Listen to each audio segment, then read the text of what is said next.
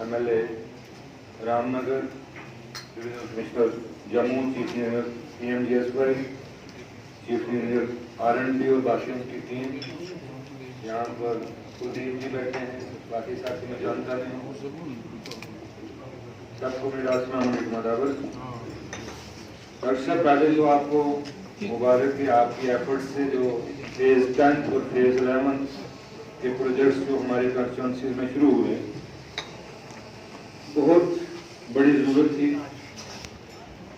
और आज इसका आपने शुरुआत की। मुझे यकीन है कि ये फील्ड पे भी शुरू हो जाएंगे, ग्राउंड पर इसके रिजल्ट्स जो हैं वो खातिर आना शुरू हो जाएंगे। मैं ज़्यादा स्कीम वाइज डिस्कस नहीं करूँगा, बीच में रेफरेंस दे दूँगा, लेकिन जो सबसे बड़ी दिक्कत PMGSY प्रोजेक्ट्स करने के लिए है, सबसे पहले तो मैं अप्रिशिएट करूँगा चीफ इंजीनियर PMGSY मनहाज साहब, मेरे यहाँ पर 2 SCM बैठे हैं, अजय जी पहले थे, अभी नए तो वो ज्वाइन शायद किए या नहीं किए रामबन में, और रोशनदीन जी हैं। इन्होंने जो भी एडमिनिस्ट्रेटिव प्रॉब्लम्स वहाँ थी, मनहाज साहब की लीडरशिप में वहाँ सॉर्ट आउट किया और काफ़ी अच्छे रिजल्ट्स हुए, चाहे भूल की बात हो, चाहे अरनास की बात हो, एंड अच्छे रिजल्ट्स आना शुरू हो गए और काम चलना शुरू हो गए हैं। जो रुके हुए थे पिछले 1st to 9th फेज के बीच जो काम रुके हुए थे, बीच में कॉन्ट्रैक्टर्स की प्रॉब्लम थी या कॉन्ट्रैक्टर ने छोड़ दिया, उन एडमिनिस्ट्रेटिव प्रॉब्लम्स को इन्होंने सॉर्ट आउट किया।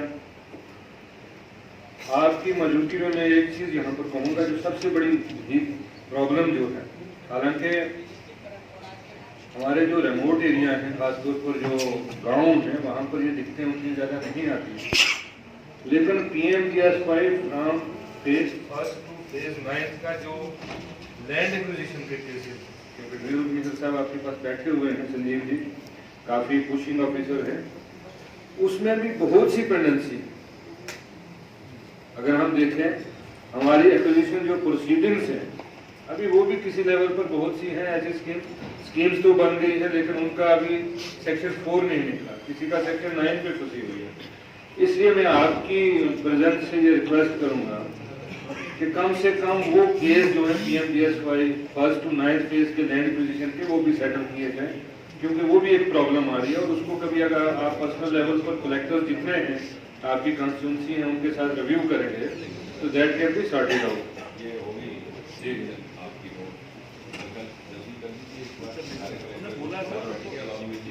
लेजिस्लेचर हो जाए तो वो सॉर्ट आउट हो जाता है।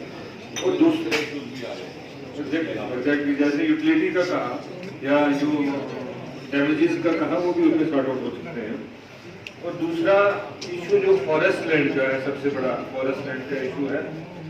इस वक्त मुझे ज़्यादा प्रॉब्लम जो लगती है, फॉरेस्ट क्लियरेंस का तो थोड़ा एक्सपीडाइट किया है, किसी न किसी लेवल पर डिले होगा, लेकिन एक्सपीडाइट किया है। लेकिन जो दिक्कत है डॉक्टर साहब सबसे बड़ी, कि अगर क्लियरेंस कर भी दी जाए, they don't have money to pay, और जब मनी पैसे देने के लिए नहीं होंगे तो फॉरेस्ट वाले तो हाथ लगाने नहीं देते। मेरी आपसे ये रिक्वेस्ट है कि ये आप सेंट्रल लेवल पर अगर कोई डिसीजन ले लें इसमें, कि जहां पर जॉइंट इंस्पेक्शन एक बार हो जाए एग्जीक्यूटिव एजेंसी की और जो फॉरेस्ट डिपार्टमेंट है, उस काम को आगे चलने दिया जाए, क्योंकि वो डिपार्टमेंट टू डिपार्टमेंट पे करना है, बुक एडजस्टमेंट एक तरह से कहेंगे। अगर हम उस पर अगर आप डिसीजन कहीं से ले पाए तो वो एक बड़ा फायदेमंद हो सकता है। वरना मुझे नहीं लगता आपका जो यहाँ पर बात होगी, मैं बड़ा सीरियस पॉइंट करता हूँ, आपका कॉन्ट्रैक्टर को अलॉटमेंट है कि आप 18 महीने में आप इसको कंप्लीट करें।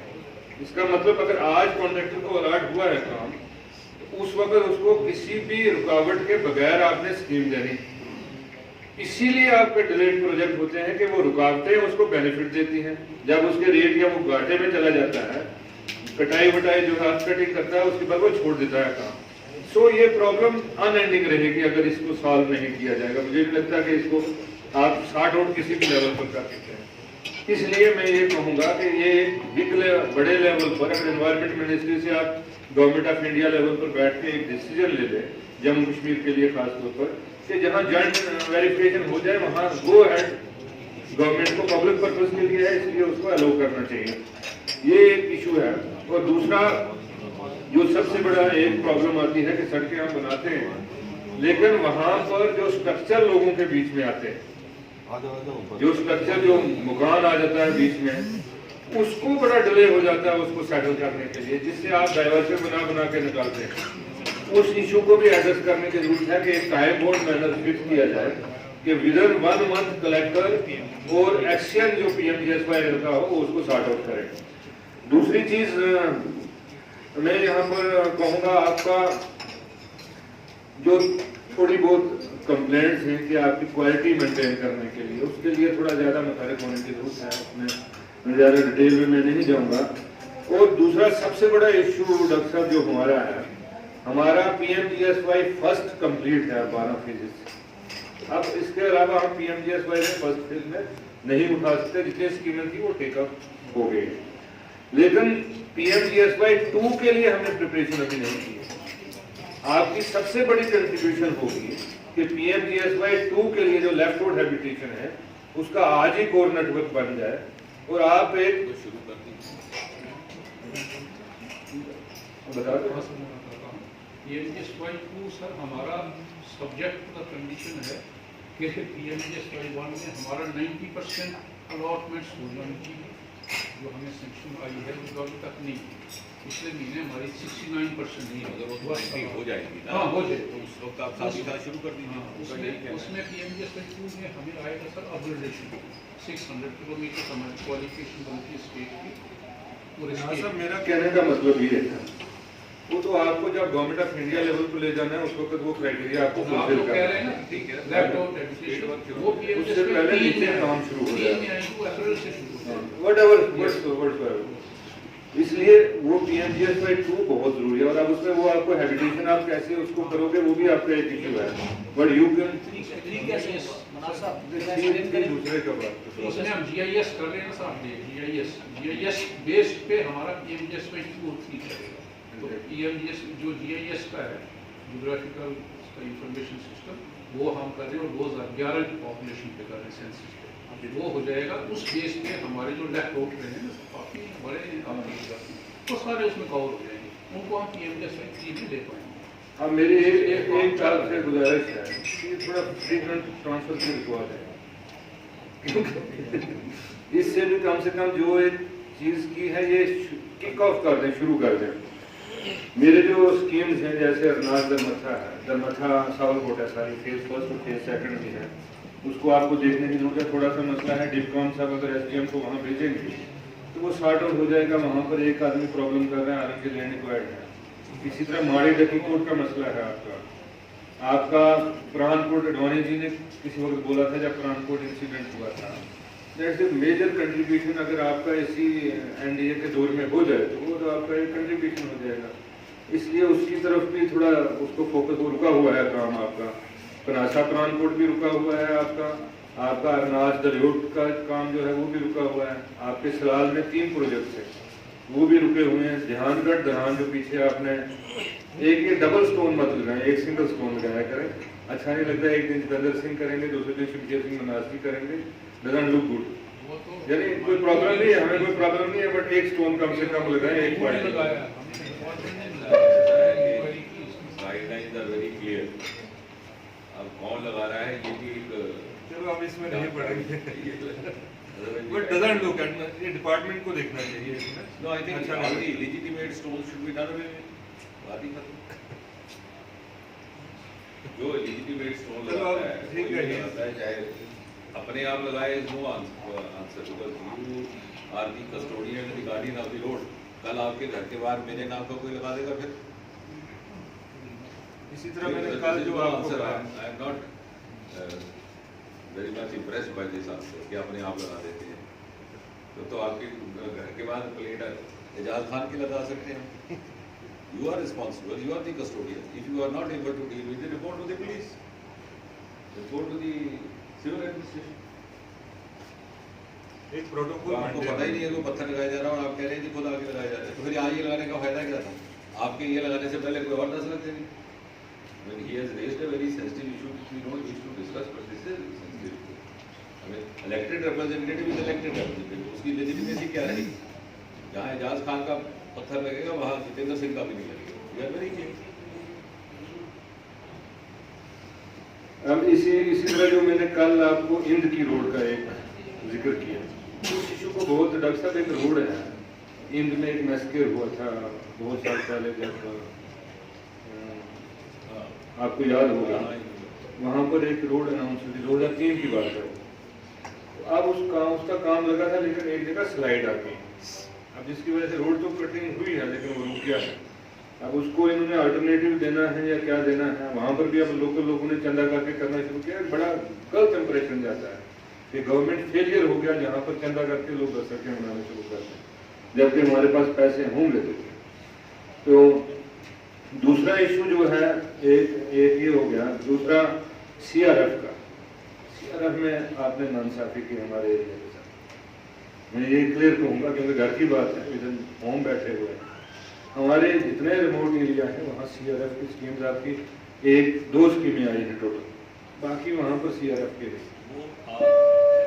आई don't think it would have been deliberately done, लेकिन जो इनके रह गए हैं उसका करते हैं एडिशन।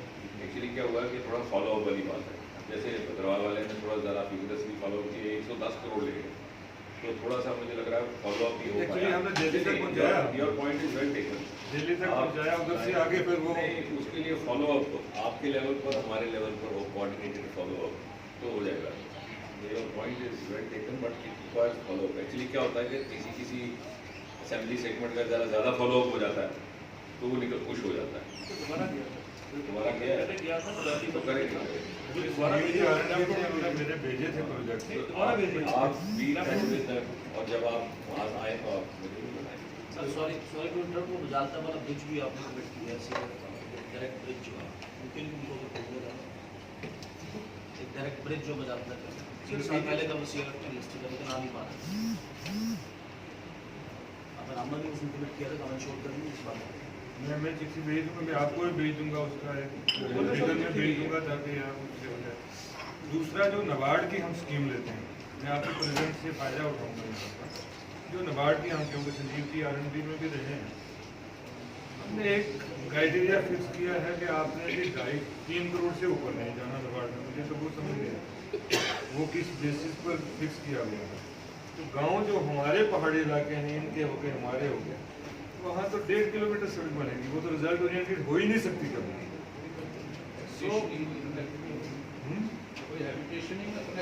कोई होती नहीं है। वो नबार्ड बेसिकली एग्रीकल्चर लोन है। एग्रीकल्चर लोन तो वहीं होना चाहिए जहाँ फार्मर होना चाहिए। आप जम्मू की म्यूनसिपैलिटी या श्रीनगर की म्यूनसिपैलिटी में बहुत नबार्ड के लोन ले लो, या आप उधमपुर का जो आपका होगा म्यूनसिपल एरिया, तो हमारे जो रिमोट एरिया है वहाँ तो लेते नहीं है। ये चीज़ें कभी आप रख लीजिए,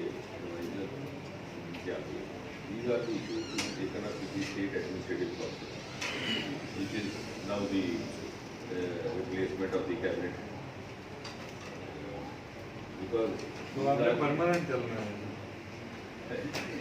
अभी का टाइमिंग जैसा है, तो क्योंकि ये सिस्टमिक इश्यूज हैं और ये इशू सारी स्टेट को प्रोटेक्ट करती है, पॉलिसी डिपेंडेंट है। जैसे इनका कहना है कि अगर नबार्ड का कोई गाइडलाइंस है तो वो जहाँ लगाना चाहिए वहीं लगेगा, और जब नहीं लगता तो तब रिलेटेड प्रॉब्लम्स ऑल्सो राइज। तो उसका कुछ या तो कोई गाइडलाइन तो है ही है, अगर उसको स्ट्रिक्टली फॉलो हो जाए, कुछ ऐसा हो सर हुआ। और एक दो इंस्टेंसेज जहाँ ये बताते हैं जैसे they can be recourse correction, sir legislator साहब ने पॉइंट उठाया कि इंजीनियर भी है ये पहले भी डिस्कस हुआ था और एग्री भी हुआ था। बड़ी रोड भेजेंगे 5 किलोमीटर 4 किलोमीटर की एक ही रोड भेजे, रात दिन 5 की 8, क्योंकि कंपीटिंग डिमांड्स बहुत ज़्यादा है। सारे लेजिस्लेटर चाहते हैं कि 2 ये बन जाए 3 ये बन जाए। अगर एक बड़ी रोड भेजी जाए उसको ही दिया जाएगा पर कंस्टिट्यूएंसी एक बड़ी रोड, एवरीबडी विल एग्री। सो दीदी आपको मालूम होगा ये Sanjeev ji sorry to interrupt, वो 2.5 करोड़ से ऊपर लेते हैं। ना Sanjeev ji also no sir मैं बता एक मिनट सर, एक मिनट आप कह रहे हैं 2.5 से नीचे नहीं लेना है, ऊपर से जितना नहीं नीचे लेना 2.5 से ऊपर ना 3 करोड़ से वो एक सर हमारे प्रोजेक्ट को डाउन साइज फॉर्मूला बना दिया था, वो गलत होता वो it has been done away with. आप जानते हैं मैं इतने समय थोड़ी बोलूंगा। अगर वो गलत बना तो उसको करेक्ट। एक्चुअली नईम साहब ये प्रेजेंट जहाँ पर 2.5 करोड़ से ऊपर लेना था वो लिए, तो जहाँ पर नहीं लेना था वो 2.5 करोड़ का क्राइटेरिया था। सिंपल बात है। he has taken, I mean, series of he is positive on this. आपने वो R&D कमिश्नर को बोलना पड़ेगा, कुछ चीज को बोल के आप और प्लानिंग वाले को बुलाना इसमें पड़ेगा। क्या है ना, तो लेजिस्लेटर्स तो अपनी अपनी डिमांड रखेंगे, that we should not grudge or not we should be irritated because good legislator will always be after you. तो वो अपना कहेगा, वो अपना कहेगा। तो जैसे अब I am dealing with 7-8 chief ministers, her chief minister आगे कहता है मेरे साथ नाइंसाफी होगी, तो दूसरे को जरा तो that is their part of but what we can do judiciously, जैसे संजीव जी ने कहा, दिस वी कैन, जहाँ कोई लॉजिक हो, जैसे ये कह रहे हैं कोर्स करेक्शन इसकी करती है कर लें। तो पैसा भी ज़्यादा है इनका, तो नबार्ड में जो इनका डिस्ट्रिक्ट सीलिंग भी ज़्यादा है। हमारा नबार्ड का डिस्ट्रिक्ट सीलिंग कंप्लीट ही नहीं होता, बट क्योंकि वो काम रुक जाते हैं, यही मुझे लगता है सब की भी सूरत हाल यही होगी। सब जितने जो रिमोट आपकी कंस्टिट्यूंसी के मैक्सिमम ऐसा है, कहीं शक्ति जी ने ले लिया होगा क्योंकि वो लास्ट में थे, तो वो होगा। आई डोंट नो, वो फॉलोअप से होगा, same is condition with Ajay ji, सब लोगों के साथ ऐसा है। सुनील ने, और दूसरा जो इशू है सर टाउन्स का, जो आपने towns and city and towns में जो ब्लैक टॉपिंग करनी थी, जब हम लोगों की बारी आई तो वो तो स्कीम में भी ट्रैक कर ली गई। अब तो कहते हैं 1 करोड़, यानी कि गाँव की बारी, not of me but of every rural constituency. जब उसकी बारी है उसको कहा कि अब 1 करोड़ में आपका होगा, 1 करोड़ में तो 1 किलोमीटर नहीं होगा। सो आपके इंटरवेंशन, क्योंकि आप तो गवर्नर राज है और आप लोग सीधा दिल्ली से देख रहे हो, इसलिए मैं ये कहूँगा कि ये रेटिफिकेशन जो है होनी चाहिए।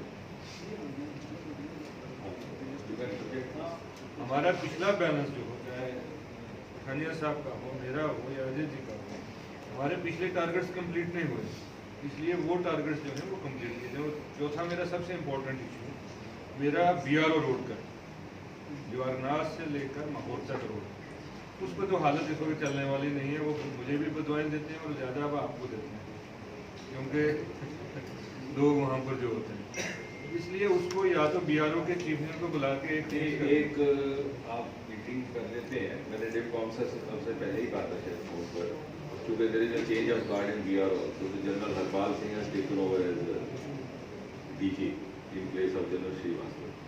तो मैंने डिपकॉम साहब से कहा था, जनरल हरपाल से कहा था कि जब भी वो यहाँ आए टूर पे, तो कहीं आए लेकिन वो चले गए श्रीनगर और वहाँ से वापस आए, तो एक मीटिंग बुला के डिपकॉम साहब भी रहे, हम सब लोग जो अवेलेबल हो सके तो रहें, मीटिंग भी हैं, और ये BRO की एक आप रिव्यू कर दीजिए सारा, क्योंकि वो तो इनके दायरे से बाहर है, नहीं इनके दायरे, लेकिन वो कर एंड दे विल डिपकॉम कैन हैंडल। हाँ, तो डिपकॉम साहब से मैंने अभी कोई 2 हफ्ते पहले ही सजेशन की, तो आई थिंक आने सब 6 तारीख को और 6 सबसे को उन्होंने, हाँ ये उन्होंने मुझे कहा कि वो 6 को आ रहे हैं, और फिर उन्होंने ये कहा कि मैं अपना एक इनिशियल जायज़ा लेता हूँ और फिर आपको एक्सप्लेन करूँगा क्या क्या है 7-8 को जब भी वापस आएंगे, और उसके बाद में एक मीटिंग आप लोग उसके बाद मैंने उनसे बात करके फिर Because he is also very अगर active. आपके ऑफिस से एक रेफरेंस चले गए, पर्टिकुलरली रियासी माहौल हो एंड बुद्धल भूल हो,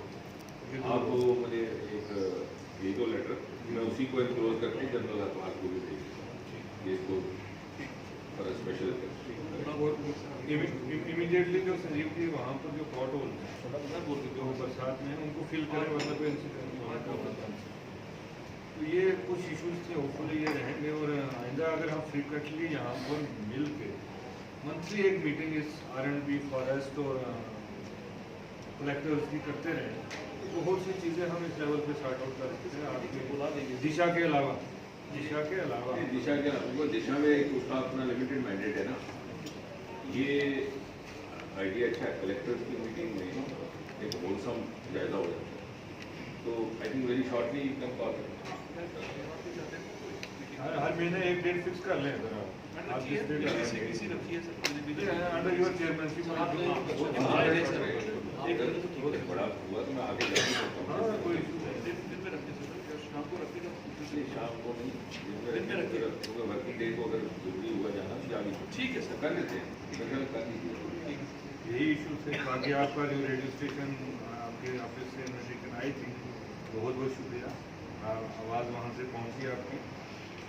और होपफुली इस तरह के बहुत से डिसीजन होंगे जो इलाके के हक में होंगे, लोगों के फ़ायदा में होंगे। मेरा एक इशू मैं यहाँ पर बता दूँगा, विंड एनर्जी का प्रोजेक्ट संजीव ने बहुत काम किया उसमें, वो अभी पेंडिंग है, उसमें भी वो एक बहुत बड़ी कंट्रीब्यूशन आपकी होगी। ठीक है सर, अगर आपकी तरफ से चला जाए सर, ये एक बड़ा सर उसमें प्रोजेक्ट बना हुआ है, पोटेंशियल एक्सप्लोर है 20 मेगावाट है, पूरे डिस्ट्रिक्ट को भी दे सकते आप बताइए एक वो रियासी का एडवाइजर सर एडवाइस ये अगर संजीव जी अगर नोट कर लेंगे, ये सर उनकी नॉलेज में है कि एडवाइजर जो हमारे के विजय कुमार साहब हैं, डीलिंग विद दिस सब्जेक्ट, तो काइंडली सर उनको पूरा नोट भी किया था, साइड भी की थी। मुझे लगता है एनएचपीसी के ऑफिसर को आपको बुलाना पड़ेगा, क्योंकि लैंड ट्रांसफर इशू है उससे। एनओसी दे दी है उन्होंने देना है, एनओसी दे दी है। वो कह रहे थे कि लैंड ट्रांसफर वो कह रहे थे हम करेंगे एनएचपी उसी में अटका हुआ है। अब वो विजय कुमार साहब के साथ है, तो अगर वो सीएमडी साहब लैंड ट्रांसफर का तो हो जाएगा, 20 का होगा, वो फाइल पड़ी हुई सर होना चाहिए। लेकिन आप जकेड़ा वालों और एनएचपीसी वालों को बुलाओ, या दिल्ली में मीटिंग एनएचपीसी के एमडी को रखो, क्योंकि एनओसी इन्होंने दे दी। लेकिन जो लोकल एनएचपीसी के यहाँ उनको तो आप जैसे फिर हमने बताया बना के फॉलो कर दीजिए। उनको लेटर आई थी एनओसी, उन्होंने जीएम ने कर दिया, हमें कोई अब हेड ऑफिस में अब हेड ऑफिस सीएम के पास उससे टेक वो इसमें जो